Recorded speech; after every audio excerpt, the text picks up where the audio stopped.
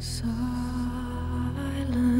night, holy night, all is C'est déjà bientôt Noël, comme le temps passe. Et en ce mois de l'Avent, chères auditrices, chers auditeurs, c'est une visite chez les libraires qui m'a inspiré le sujet de ce carnet.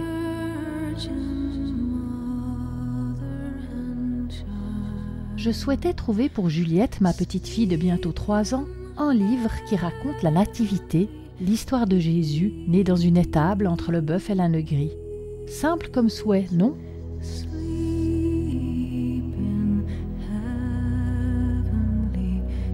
Mon but n'est pas de faire l'éducation religieuse de ma petite fille, ce n'est pas mon rôle. Mais bien que n'ayant plus la foi, je suis de culture chrétienne, comme probablement la plupart d'entre vous. Je trouve donc important de raconter à nos enfants que Noël, c'est à l'origine la fête de la naissance de Jésus-Christ, le Fils de Dieu. Plus tard, ils pourront se faire leur propre opinion, ils seront peut-être athées ou même se convertiront à une autre religion. Juliette, comme tous les enfants, est très intéressée par Noël, elle adore les histoires de Père Noël et elle chante à tue-tête « Une fleur m'a dit, c'est Noël aujourd'hui ». Adorable, je me réjouis de l'entendre devant le sapin. Elle m'a aussi expliqué que le Papa Noël allait lui apporter un vélo avec pédale. J'en suis enchantée et je n'ai vraiment rien contre la pile de cadeaux qui sera déposée sous le sapin et à laquelle je vais contribuer. J'ai tant de merveilleux souvenirs de l'immense arbre de Noël chez mes grands-parents paternels, sapin digne de celui du film de Bergman, Fanny et Alexandre.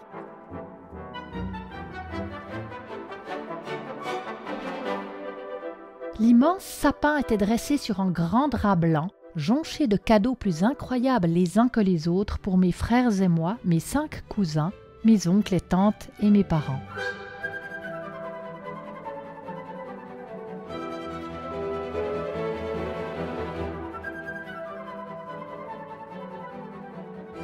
Ma grand-mère était extrêmement généreuse et avait les moyens de l'être. Chez mes grands-parents maternels, c'était pas mal non plus, et à la maison aussi. 3 merveilleux Noëls qui commençaient toujours en chantant « Voici Noël » dont vous avez entendu une version de Sinéad O'Connor.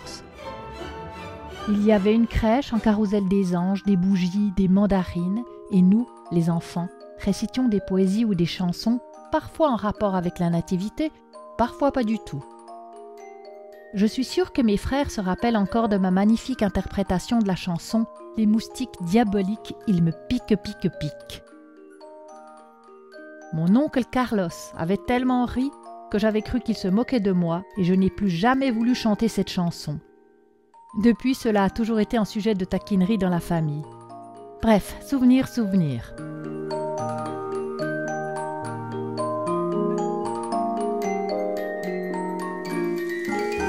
Revenons à ma quête d'un joli livre autour de la naissance de Jésus pour un enfant de 3 ans. L'autre jour, j'étais à Annecy avec Bruno. Il pleuvait tant que nous nous sommes engouffrés dans la librairie de Citre.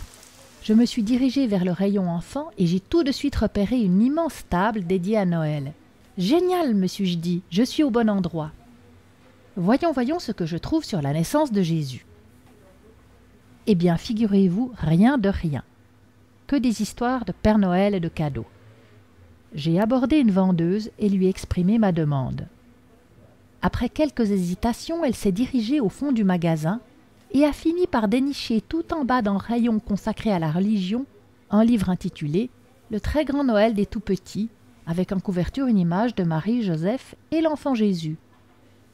Des illustrations pas super jolies, mais bon, il n'y avait rien d'autre, alors je l'ai acheté. Mais comment se fait-il que dans cette grande librairie française, il n'y ait qu'un seul livre racontant la naissance de Jésus pour un enfant de 3 ans? Et pourquoi ce livre n'était-il pas sur l'immense présentoir avec les histoires de Noël?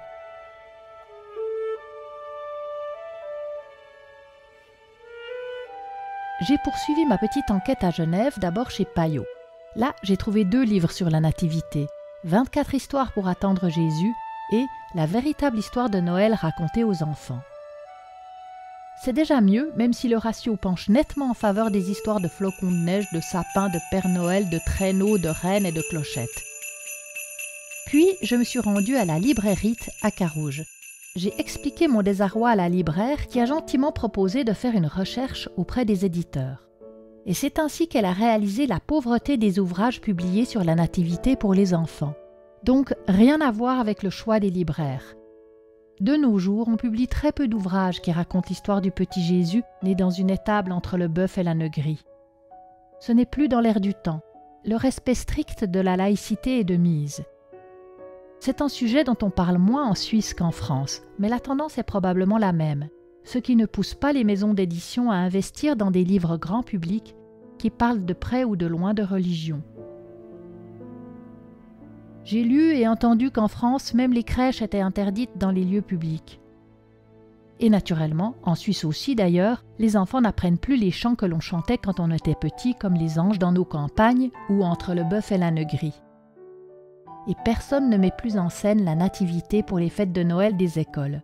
Alors qu'à mon époque, c'était une merveilleuse source d'inspiration pour les maîtres et maîtresses, et que le Graal était d'obtenir le rôle principal, c'est-à-dire celui de Marie pour les filles, de Joseph pour les garçons. À ce propos, dans le film Love Actually, il y a une scène à mourir de rire que l'on peut facilement retrouver sur YouTube, dans laquelle on voit la fille de Karen, Emma Thompson, lui annoncer fièrement qu'elle a obtenu le rôle de premier homard dans une pièce sur la nativité. « Quoi ?» lui répond Emma Thompson. « Il y avait un homard, même plusieurs homards présents lors de la naissance de Jésus ?»« Ben oui, quoi, rien de plus normal, non ? Des homards entre le bœuf, l'âne gris et les agneaux. Il faut voir la tête de la petite fille regardant sa maman comme si elle était totalement inculte. Mais bon, ça c'est de la fiction qui date de 20 ans. Beaucoup d'eau a coulé sous les ponts et je ne sais pas si l'on met encore en scène la nativité dans les écoles publiques au Royaume-Uni avec ou sans homard. Et tout ça au nom de la sacro-sainte, si j'ose employer ce terme, laïcité, afin de ne heurter personne à l'heure de la mixité ethnique, culturelle et religieuse. Mais moi, ça me heurte. Je suis fâchée que l'on ne puisse pas dire aux enfants, à l'école, à la crèche, dans les familles, que l'origine de Noël, c'est la fête de la naissance de Jésus, le Fils de Dieu. Personne ne peut prouver que cette histoire est vraie, ni que Dieu existe, mais beaucoup de gens en sont persuadés, ils sont de religion chrétienne. D'autres religions existent au monde, avec d'autres dieux, dont on ne peut pas non plus prouver l'existence, d'autres fêtes, d'autres rites.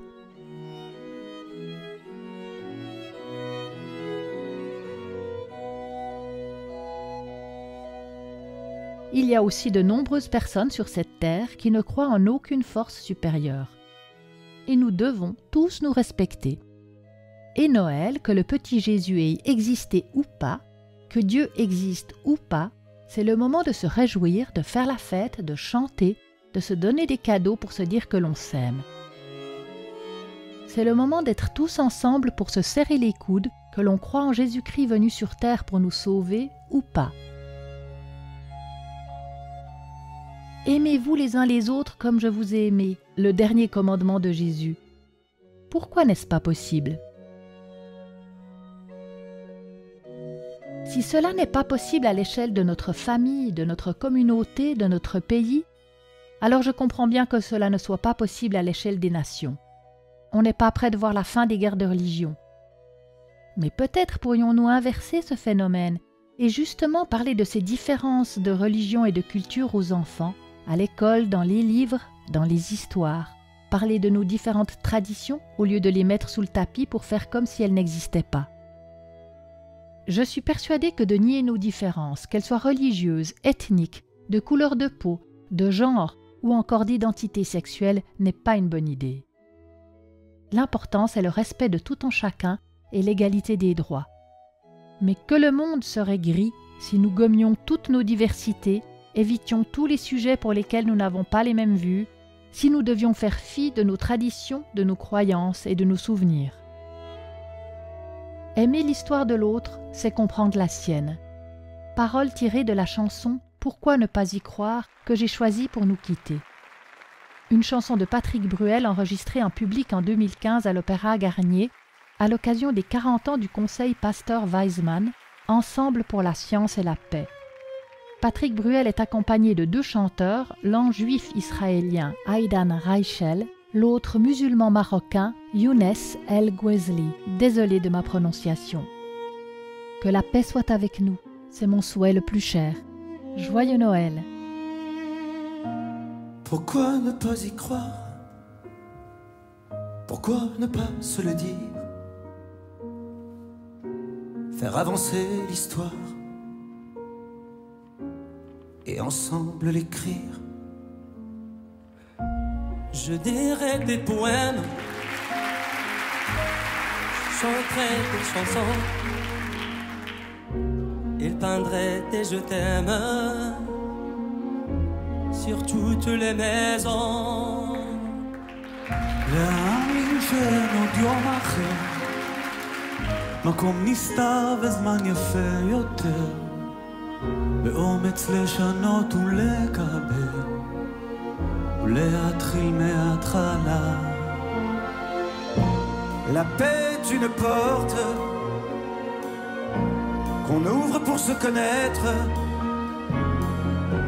Aimer l'histoire de l'autre, c'est comprendre la sienne. לצאת אל תוך הלילה, למצוא שדולק עדיין בחשיכה, לעולם אהבה בחינם. بالإرادة والعزيمة نحقق الأحلام بقلوب صافية نلقى الأمان. كل شي هون كل شي يكون يا الفتح وباب السلام. Les mains se sont serrées,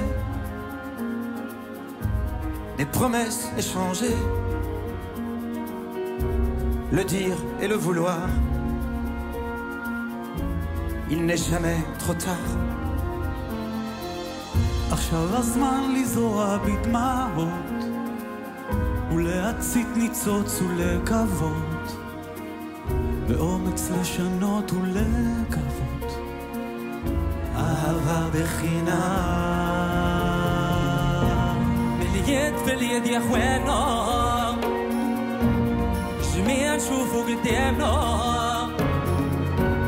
نبني مستقبلنا حتى الارض تغني معانا. La paix est une porte qu'on ouvre pour se connaître. Aimer l'histoire de l'autre, c'est comprendre la sienne. להאמין שאין עוד יום אחר, מקום נסתר וזמן יפה יותר, באומץ לשנות ולקבל ולהתחיל מההתחלה. Se dire en quelques lignes qu'au fond on se ressemble. Juste envoyer un signe, le vivre ensemble. بالإرادة والعزيمة Ce soir j'ai fait un rêve מקום נסתר וזמן comme יפה tant d'autres יותר, avant moi. كل شي هون كل شي يكون يا Pourquoi ne pas y croire?